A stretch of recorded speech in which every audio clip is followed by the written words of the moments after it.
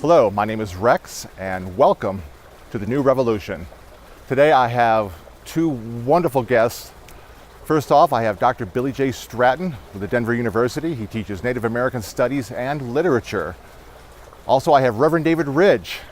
He is a Reverend at Living Water Unity Church, and both of these gentlemen are fascinating, wonderful individuals. And like always, we're going to get into getting to know them better. We're going to talk about love, what it means to them, and also talk about the world and maybe some things we can do to take some positive steps towards peace. And that's always the goal of the New Revolution. So without further ado, let me introduce to you Dr. Billy J. Stratton. Hello, I'm Rex. I'm here with Dr. Billy J. Stratton, a professor of English at the University of Denver. We're going to have a really awesome chat today, something I'm looking forward to. He has quite an amazing story and some interesting insights given some of his experiences. So let's get this going. Hey Billy, great to see you today. Yeah, thanks for coming in. I appreciate you taking some time. No problem at all. So let's start with what it is you do here exactly. I know, of course, you're a professor in Native American literature, but I'll let you tell your story. Yeah, well, this is the end of my 6th year. Fall will be my 7th year at the University of Denver. I teach Native American literature and American literature from 1945 onward, roughly. Okay, and I'm curious, what prompted your interest in Native American literature and the culture itself? I'm sure you must know an awful lot about that. Yeah, well, I have a PhD and a Master's in American Indian Studies from the University of Arizona.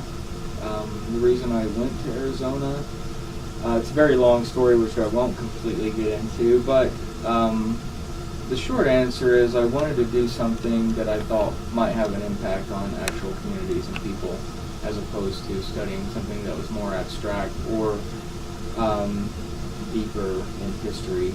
When I was an English student at Miami University as an undergrad, I studied Charles Dickens, and although I liked studying Victorian literature, Romantic literature, it did seem somewhat disconnected from current sort of issues. So I wanted to deal with something that was prescient to, the historical moment that we're in, but also deal with issues relating to social justice. Okay, can you give me an example of, if I were to take even, say, an introductory course that you teach, what would I expect to learn? Well, the courses here that I teach are mainly just literary based.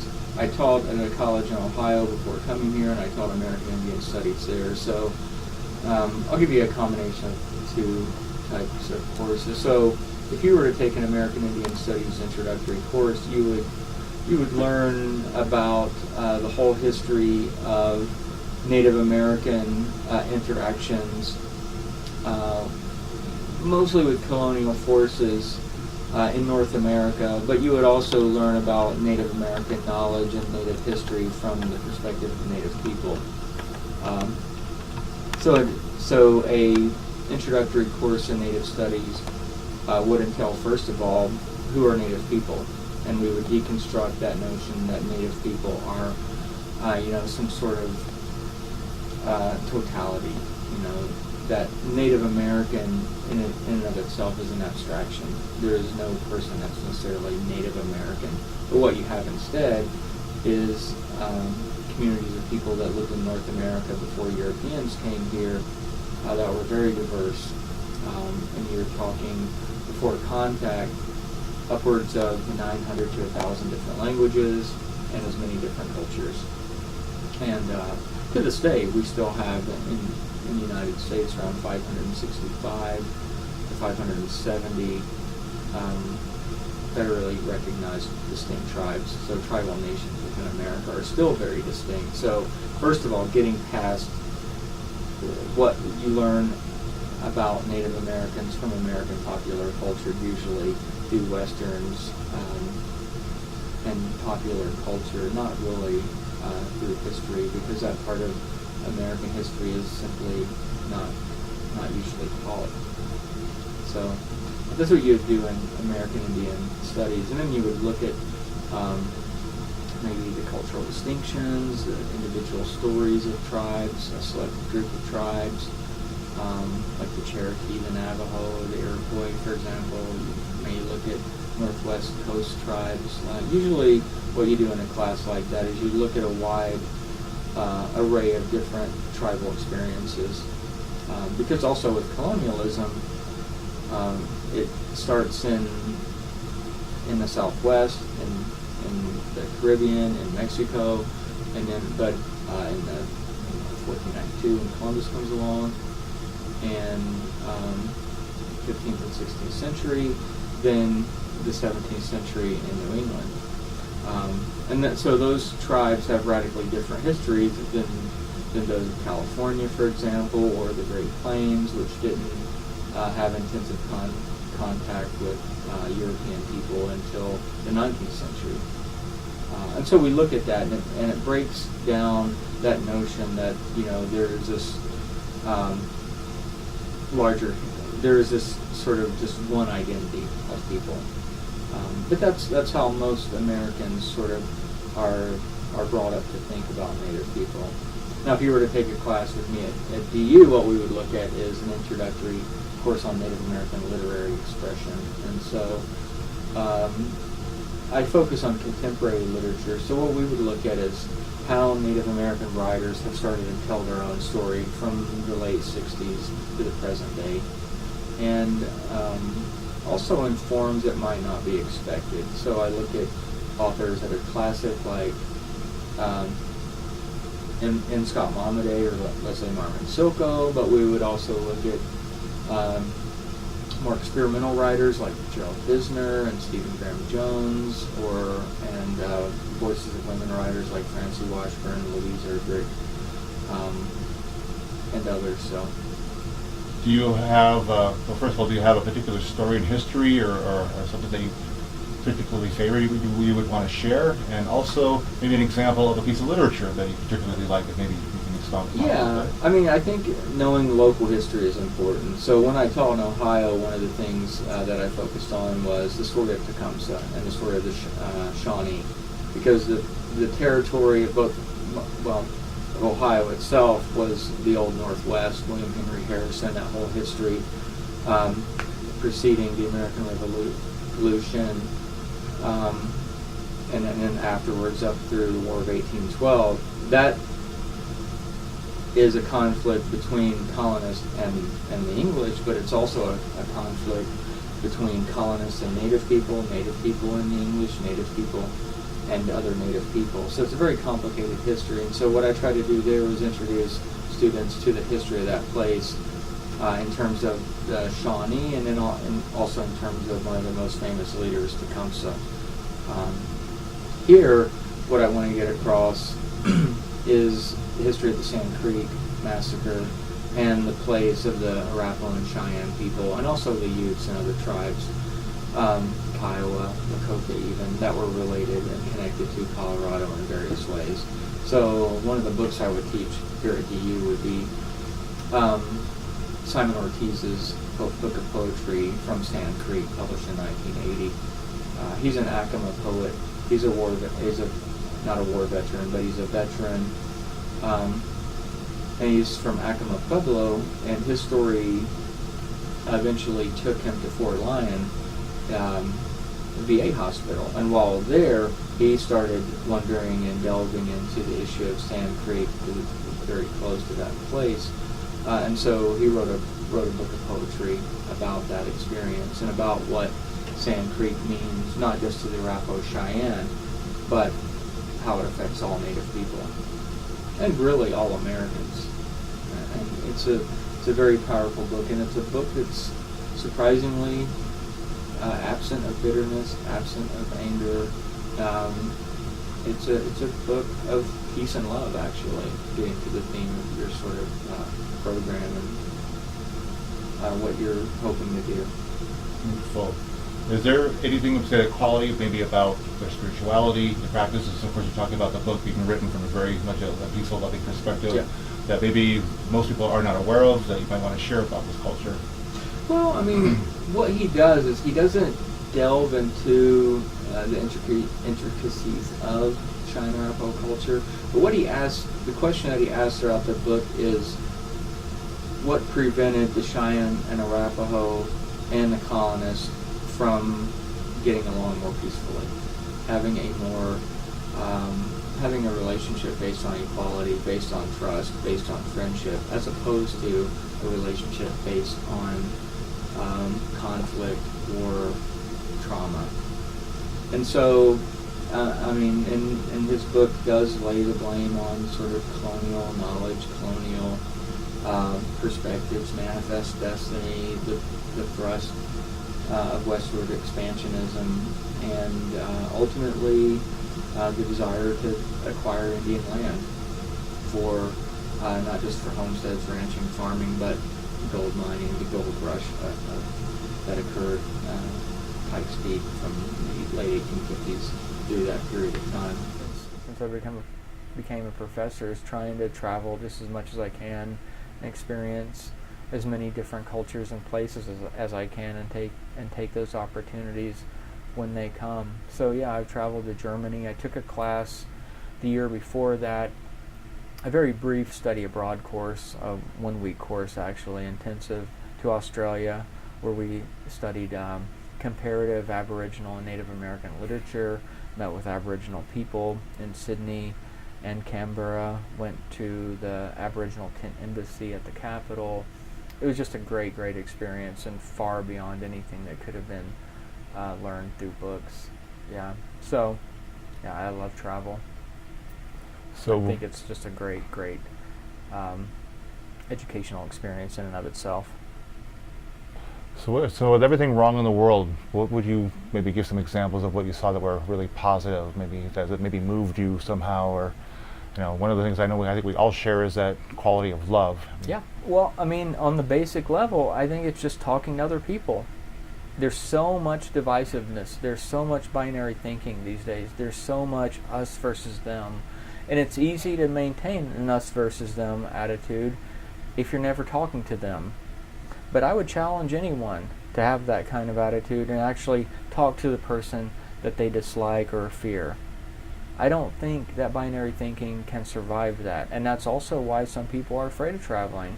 That's why some people see education as a threat. That's why some people want to put limits on transportation and things like that through public transportation, the system in the United States versus the system in Europe, for example. What's an experience you can share that would be an example of that? A particular experience, I think I could go back to the trip I was talking about with Australia. So one of the things that we did, that I did as the instructor was, we all had to apply for our visas to go to Australia for this period of time to teach, to do our class. But what I also did is I sent a letter. There was a person I met at the University of Arizona who was an Aboriginal person, who was a Fulbright actually at Arizona. And I had stayed in touch with her. And so she actually helped me organize a lot of the events that we did in Australia. But one of the things she did is also she put me in contact with some of the elders of Canberra, where she lived, the Aboriginal leaders of that community. And so after we applied for the visa, what I did also is I wrote a letter. I wouldn't say it was a formal letter, but I wrote a letter to those elders, and I asked them permission for us to come to their land, because we consider Australia Aboriginal land first and foremost. And so we asked obviously the official channels of the Australian government, but we felt that the Aboriginal people had equal standing, if not higher standing. And so we requested their permission to come to their country, to hear their stories, to discuss their stories, to see their art, all those sorts of things. And so we also brought some gifts, which is just a traditional sort of thing in Native culture to show respect, because it's not about giving someone money. It's about sharing a part of culture, sharing part of yourself with another person, giving a gift and having that reciprocated. And so what happened though is that they set up a welcoming party for us as a result of this. And so when we got to Canberra, we were welcomed into my friend's house by a party of Aboriginal people who blessed us, who performed ceremonies for us, cleansing ceremonies, welcoming ceremonies, sang dream songs for us. Just an unbelievable experience of sharing our stories, of strangers sharing stories with each other. And I would bet every student that was there, me as the instructor, and the Aboriginal people that were there, will never forget that experience of understanding, of bringing the realm of Aboriginal person from an abstraction to a physical embodiment of a person and an individual that you talk to, that you hug, that you share stories with, and that they share stories with you and you gain trust with. And so that's one example where things like that kind of reiteration, reinforcement of love that you're talking about comes through. And here's a tough question, and I understand it's tough for most people, but what is love to you? Given your experience, and I'm not just talking about love of your life partner, or a parent, but just love in the world even. Or just what is it to you? I should just leave it at that. Well, I think, what it boils down to, and I'm not a philosopher, not an expert on this by any means, but I think first and foremost, love is a care and concern for oneself and the world around you. You have this notion of the golden rule from many different religions, Confucius, Buddhism, Christianity, Islam. There's always this idea to care for other people as you would care for yourself. I think that's just the definition of love, that self-respect, that concern, that empathy for what other people are feeling, what other, not just people, beings in the world, whether they're animals, whether they're plants, whether they're trees. In indigenous societies, it could be clouds, it could be rocks, it could be the earth itself as a living thing, right? The holistic notion of the world or the universe even as a living thing. I think the recognition of that is love, in a way, recognizing the totality and interconnection between all things, that I'm not just an individual, that I'm not just an island, that what I do doesn't just affect me, that it affects the whole in ways that I could never understand. I think that might be getting to what love is, a recognition of that, those interconnections. But not just a recognition, an honoring of them, a caring for them, understanding what the impact of my decisions might be on other people and things, the world itself. And I think that leads me to my next question. Okay. And you've touched upon this already, because the point of the show is to interview lots of different types of people, get past any stigmas, and get to know the person. Yeah. And so what steps might we take in terms of creating that peace with everybody? Part of it is, of course, experiencing the culture firsthand, and like I said, and deciding for yourself, what it is and what it isn't. Because obviously in the world there's so much negativity being floated around. We decided the fact there's even more positive out there, more beauty out there. One of the things that I try to encourage my students to do is just think for themselves. Ask questions.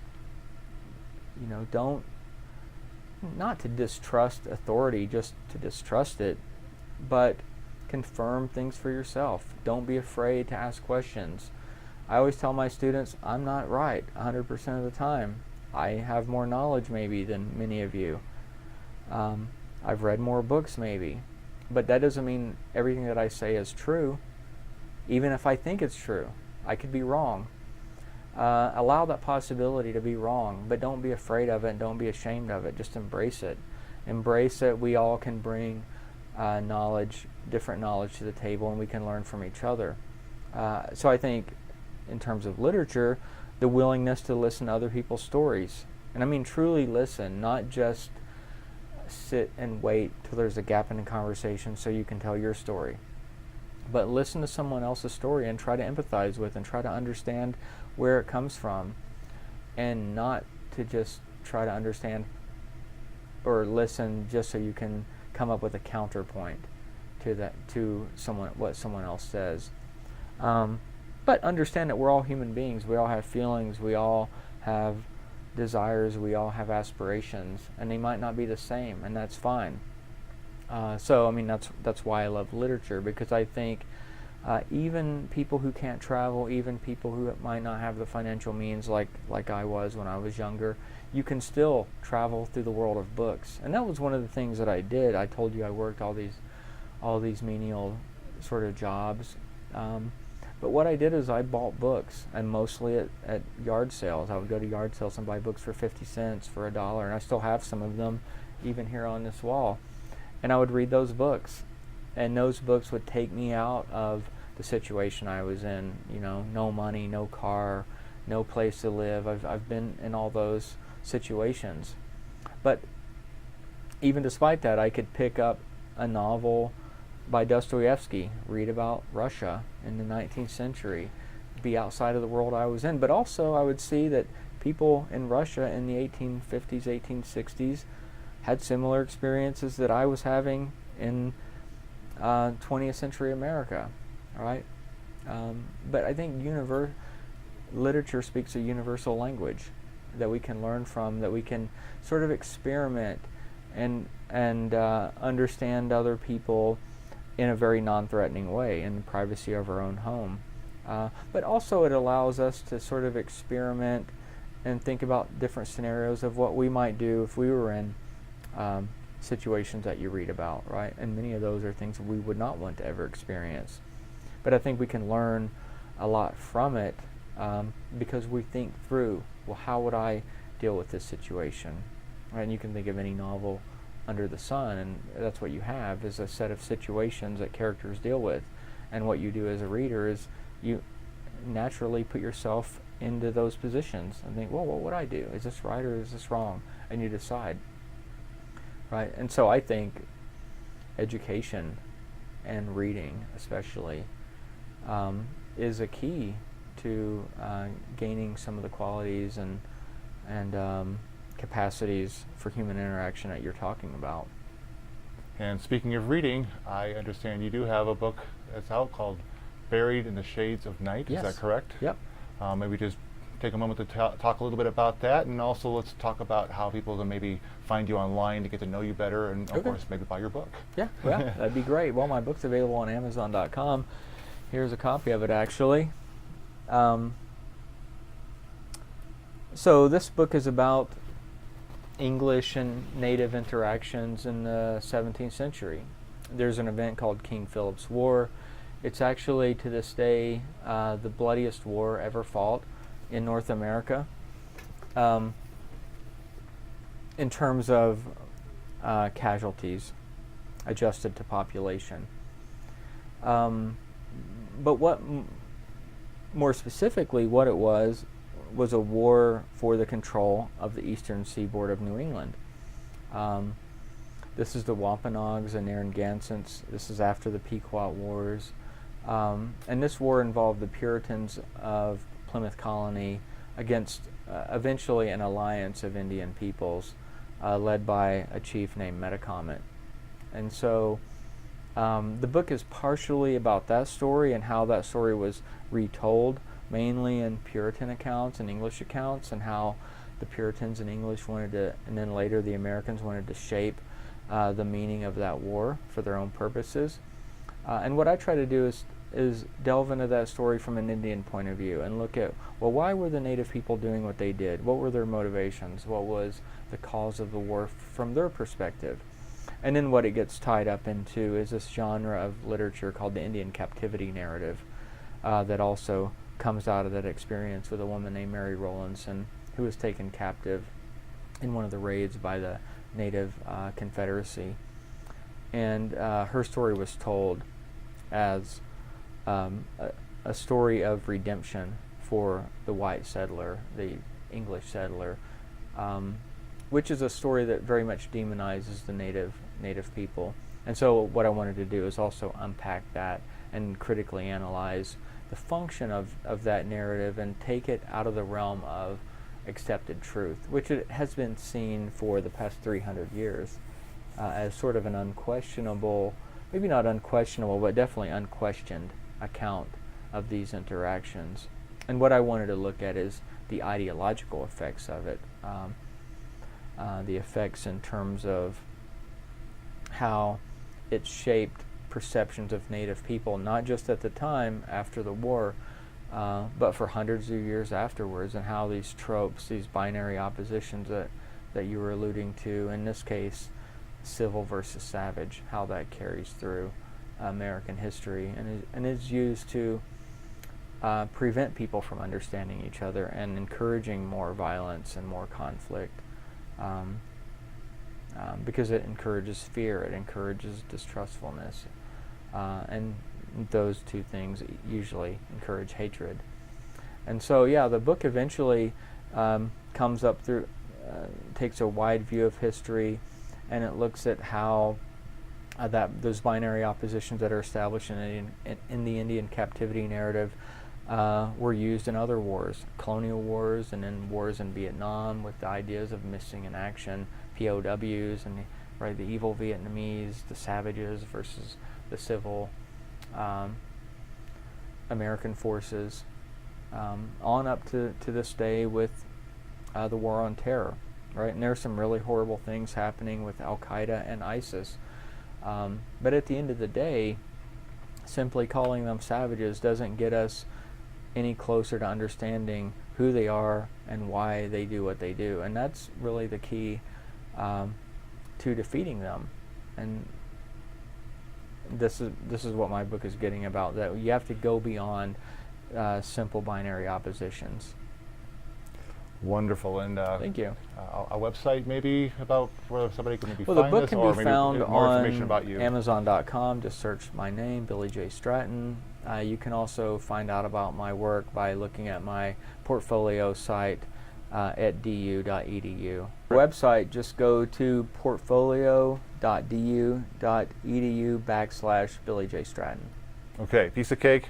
You can run that back and watch it again if you have to. Anything you'd like to add? Yeah, for those interested in knowing more about Sand Creek and the values of traveling, I have an essay on Salon.com about that, and that can just be accessed or found by searching my last name and Salon.com. But it's a comparative study of how Germans dealt with the Holocaust in history, and then how America deals with the treatment of Native Americans in the United States history, or in American history. Wonderful. Well, Dr. Billy J. Stratton, Professor of English Studies at the University of Denver, just thank you so much for your time. That was wonderful. Yeah, you're very welcome. Thank you. Hello, I'm Rex with the New Revolution, and I'm sitting here with the Reverend David Ridge at Living Water Unity, and we're going to have a little chat today, which I'm very much looking forward to. Good to see you, David. Nice to be here. Thanks for coming. Thank you. So let's start with talking a little bit about Living Water. Can you just elucidate a little bit on I know it's a Christian faith, so naturally Jesus Christ is the focal point, but having been here a few times myself and been part of a couple of the groups, I know this is something that's a little bit more open to even some of the other great masters or great teachers like Muhammad or Kuan Yin or the Buddha, so on and so on, which is one of the things I always found very fascinating and alluring about this church. Well, let me start by correcting you. Okay. The center is not Jesus Christ.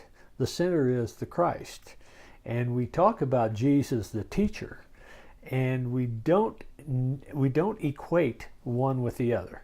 That is, Jesus as the man, the teacher, the master who brought forth this teaching, and the Christ, which is that aspect of divinity which is in each and every one of us.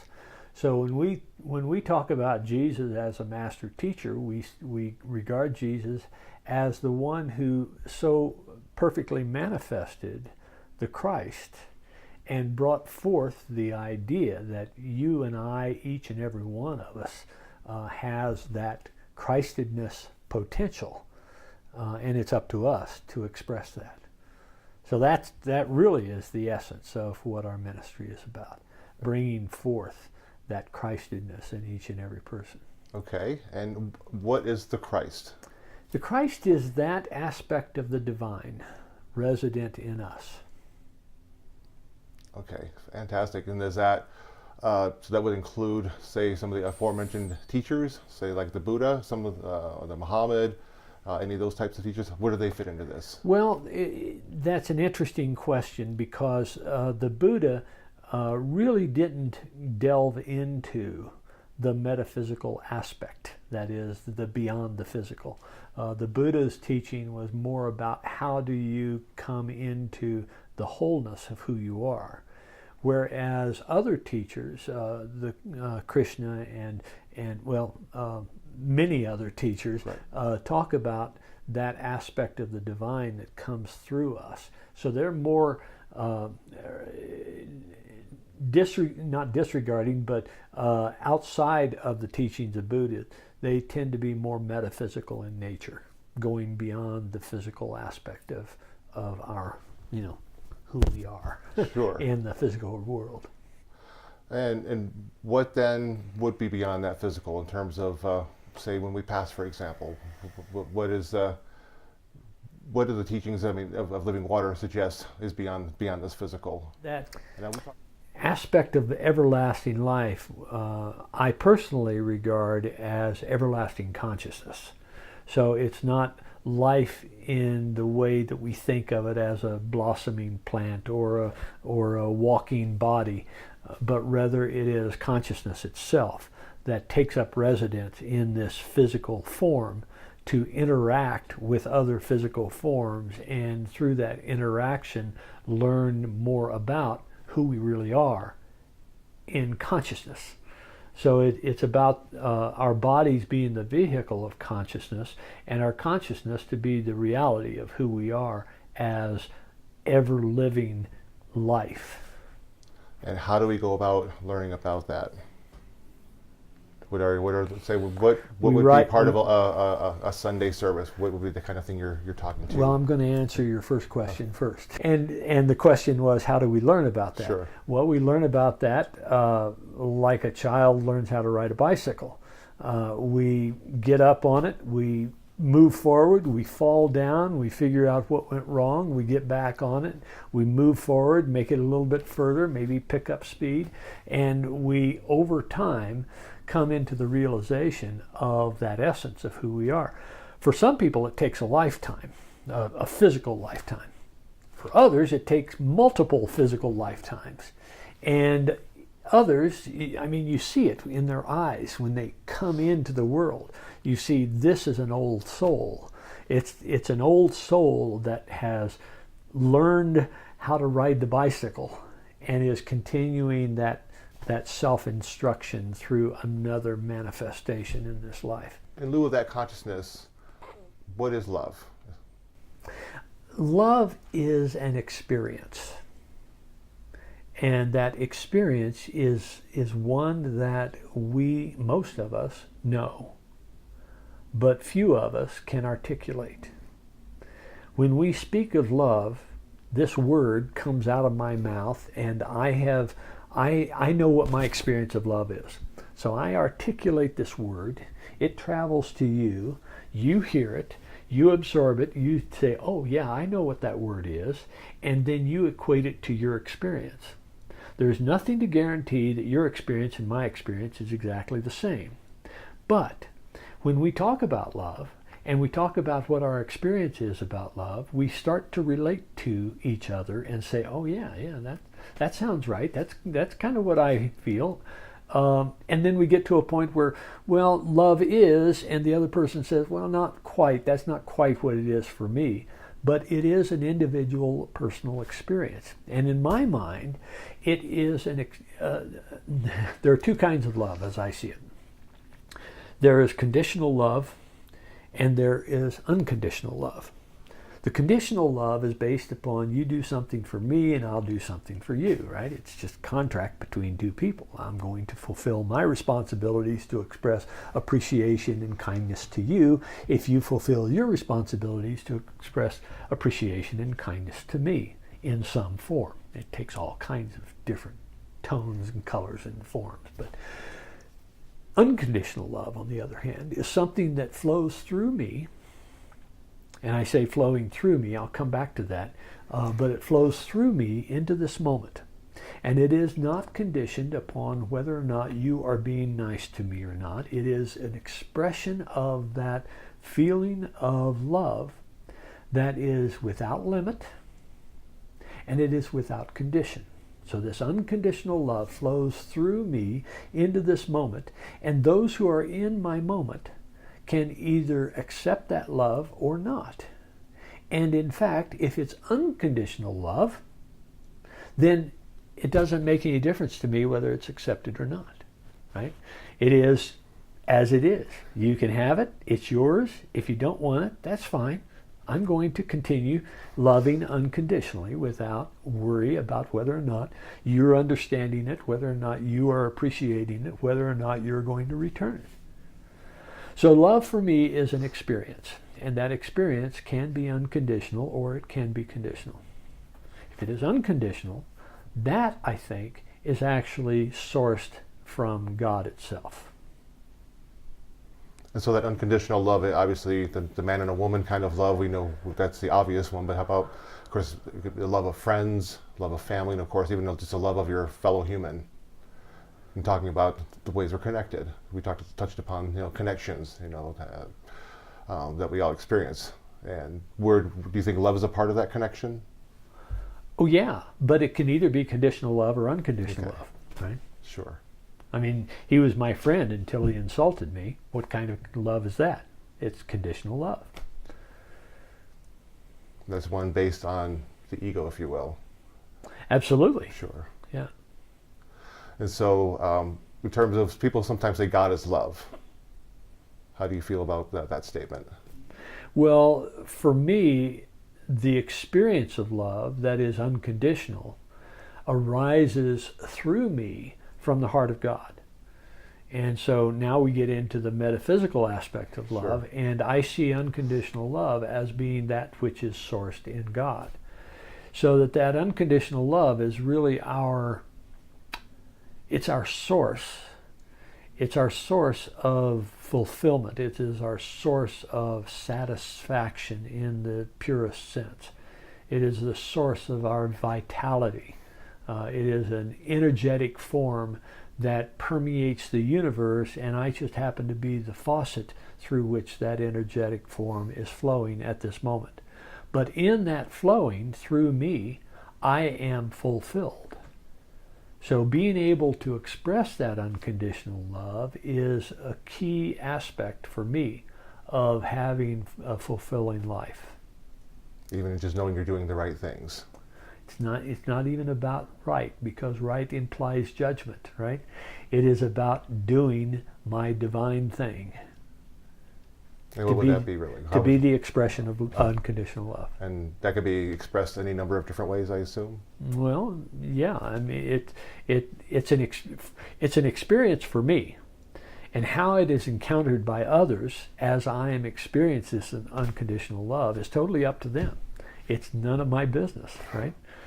If it were part of my business, then it would be conditional love, and then we get into all kinds of shit that comes from from that experience of, oh, well, you live, so there's a whole lot of murmuring that goes on when unconditional love is distorted, is polluted into conditional love. That makes sense. So let me ask you, what got you on this path? What did you do before you became Reverend David Ridge, and what prompted this transition in your life? I was a computer geek, not so much a geek, but I was a computer professional. I was in sales, I was in marketing. Early in my computer career, when I was with IBM, I was in programming.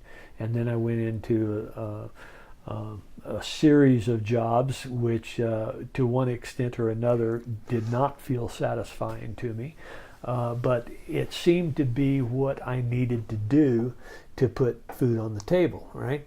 I mean, starting with IBM, what a great start for a career for a computer guy. And that went on for some 20 years.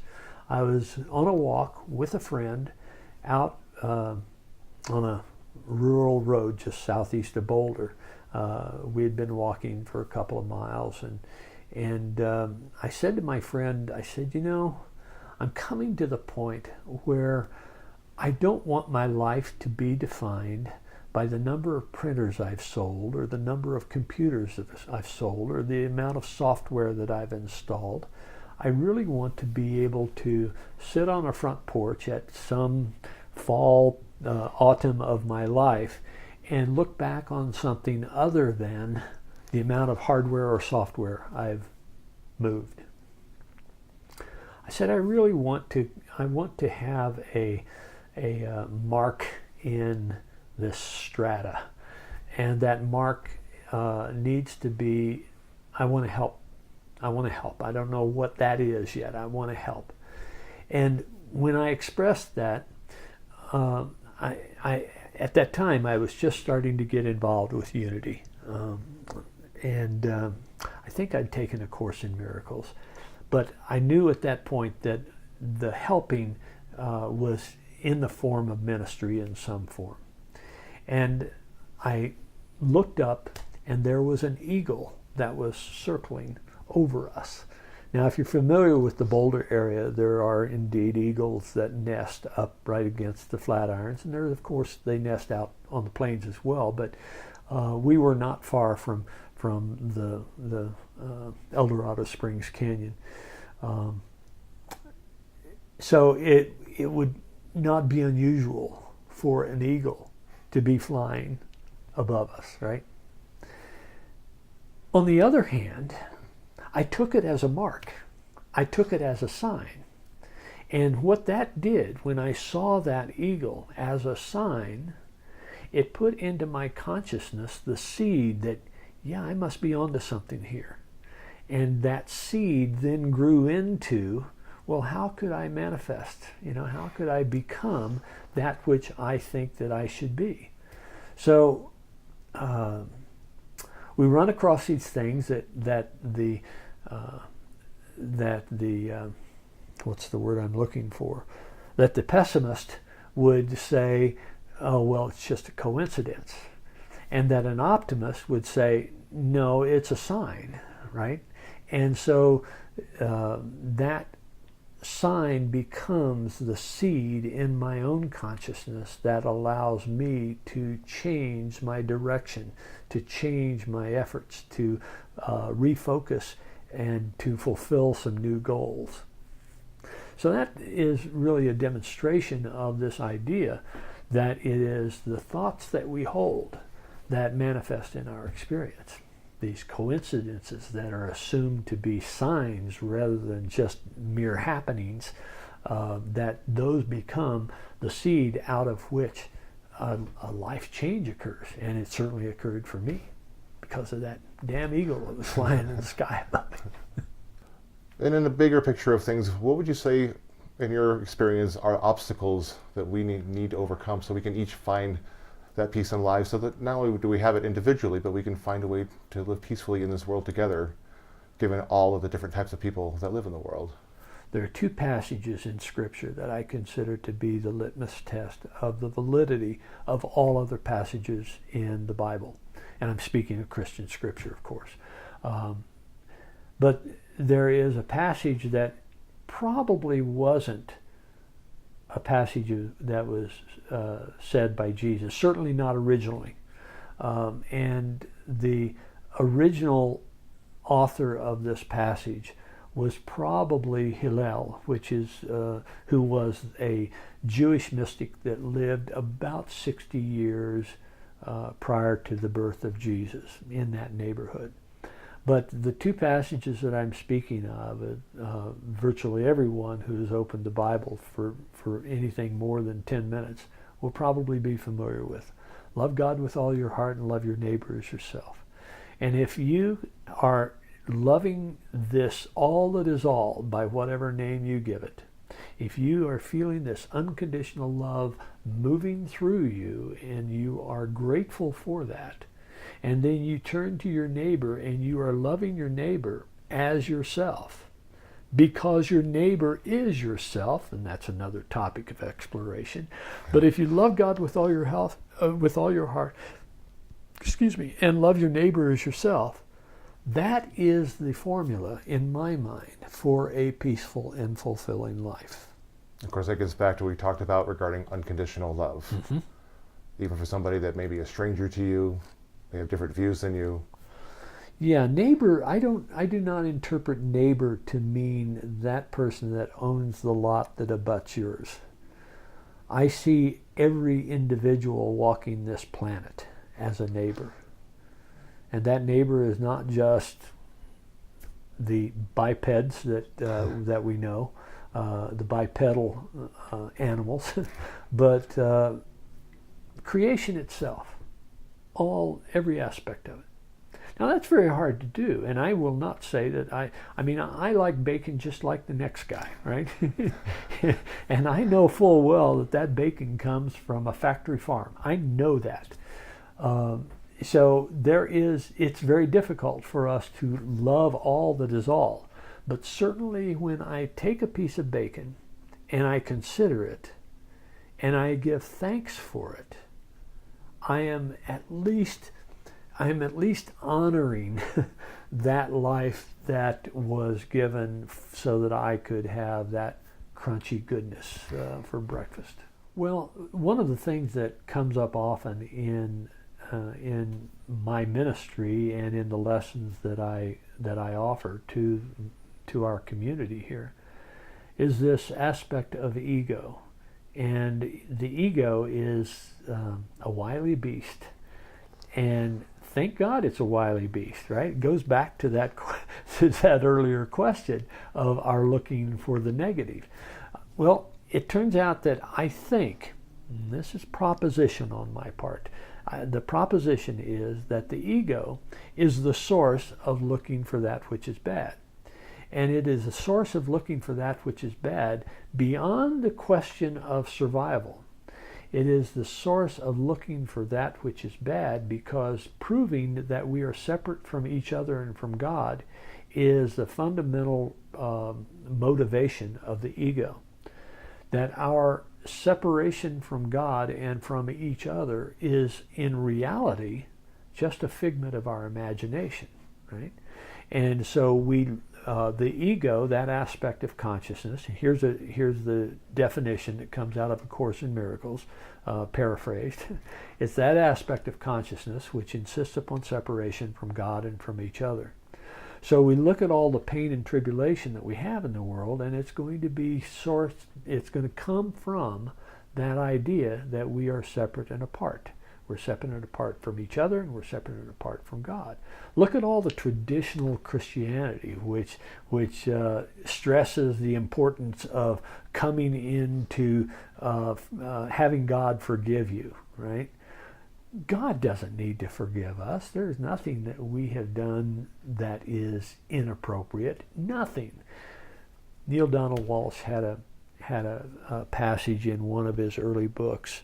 I think it was Conversations with God too, but it could have been an earlier one. But it was about this concept of how do we gain God's forgiveness? Well, that assumes that God's forgiveness is that we don't have it.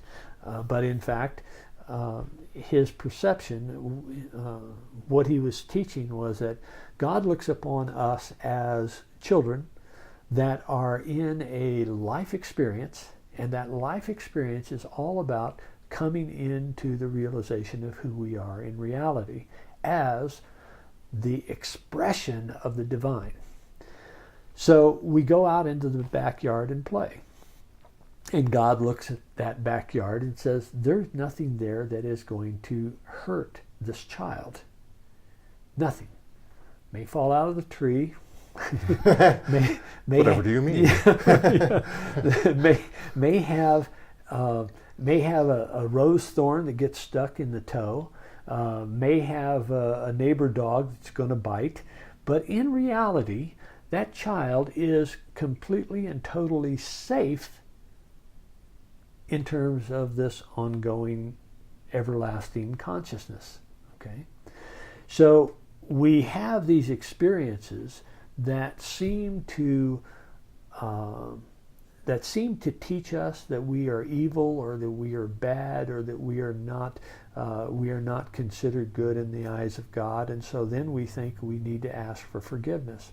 But in fact, I say in proposition, not in fact, but in proposition, God looks upon our expression here in life as just another opportunity, every encounter that we have to be another opportunity for us to come into the realization that we are, in fact, one with God, and that we are, in fact, one with each other. So as we, in an earlier conversation, you and I talked about how as we get old, we start to lose our need to have everything just so. Well, that's part of this evolving awareness that actually it doesn't need to be just so. It's just fine exactly the way it is. You know, I may have insulted a person. Okay, well, I learned from that. I may, in fact, go back to that person and say, hey, I apologize. But that apology is not for them, it's for me, right? It's to release me from the burden that I placed upon myself by not regarding the other person as the same as who I am, and not loving the other person as I love myself. So this aspect of consciousness, which insists upon separation from each other and from God, that we call the ego, that is the basis of all of the tribulation that we have in the world. So as we come to realize that the ego is just a figment of our imagination, then we can let that go. We can approach each moment in this air of unconditional love. And what happens when we do that, when we allow love to flow through us unconditionally, we let go of our expectations that something is as it, is or isn't as it should be, right? So this unconditional love literally dissolves our expectations. Now what happens then is when those expectations are gone, there is nothing against which we can measure a given situation, right? This situation is as it is. It's not compared to any expectation that we previously might have had, so we don't have a grievance, but rather we just recognize it as it is. There's no grievance that arises. So when A Course in Miracles says that true forgiveness is recognizing there is nothing to forgive, that's almost an exact quote, not a paraphrase, but true forgiveness is recognizing that there is nothing to forgive, means that as you are allowing this divine love to flow through you unconditionally, your expectations are dissolved, no grievances arise, there is nothing to forgive. So when I see true forgiveness, what I see is an expression of unconditional love, constantly an expression of unconditional love, which is constantly dissolving any expectations we have, which eliminates any possibility that a grievance will arise, which means that there is nothing to forgive because there are no grievances there to forgive. So let's go to take a moment. I want to give you a chance to plug Living Water, talk about your website, Okay. And maybe what time your service is on Sundays, or some of the things you've got going on here. Should anybody decide they want to come check out something with the church, My time which for I highly recommend, by the way. my time for an elevator speech. Is that it? Absolutely. We are a community that is interested in helping each other grow. We are a community that is, it's an intimate community. We don't have 400 people in the sanctuary on Sunday. We have a safe community. That is, we welcome anybody into our doors who is interested in exploring who they are, regardless of what their existing beliefs are. We have people that walk in the door with Bible in hand, thinking that I'm going to stand up there, thump the Bible, and give a fire and brimstone speech, because our name, after all, is Living Water, right? But the name Living Water actually came through a meditation when we were studying the book of John in ministerial school. And I saw living water as being that unconditional love, that symbol of unconditional love that is moving through us. And so that is the basis of the name of our ministry. And people look at that label and they say, oh, must be one of those evangelical ministries. No, it's not. Our teachings are we consider Scripture to be a body of wisdom, some of which is more relevant today and some of which is less relevant.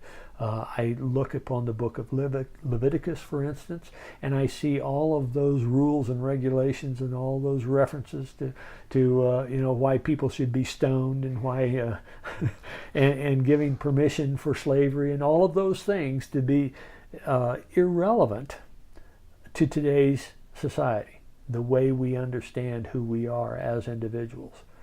So we do not have a strict interpretation of Scripture. We do consider it to be a source of great wisdom, but we are not literalist in any shape or form. We meet on Sunday morning at 10 o'clock, an hour and 15 minutes. What's your address Lots here? of singing. I'm sorry? What's your address here? 7401 West 59th Avenue, Okay. Just north of Old Town, Arvada. So 10 to 11:15, lots of singing, great community, and lots of loving individuals. We also have classes from time to time. Our website is livingwaterunity.org. We have Facebook presence at Living Water Spiritual Community on Facebook. Those words separated by underscores. We have a youth ed program. Let's see, what else? Well, it all sounds fantastic. And I do highly recommend this, and I think Living Water is very genuine. I've had a little bit of experience with some classes as well as attending a couple services, and my experience has been nothing but positive and definitely has a wonderful energy here. And Reverend David Ridge, I want to thank you so very much for taking some time today. Thank I really you for appreciate being here. it. It's wonderful, wonderful insights. And I'm Rex with the New Revolution, and I wish you all the very best. Much love, peace. So weren't those interesting? I want to say a special thank you to both Dr. Billy Stratton and Reverend David Ridge.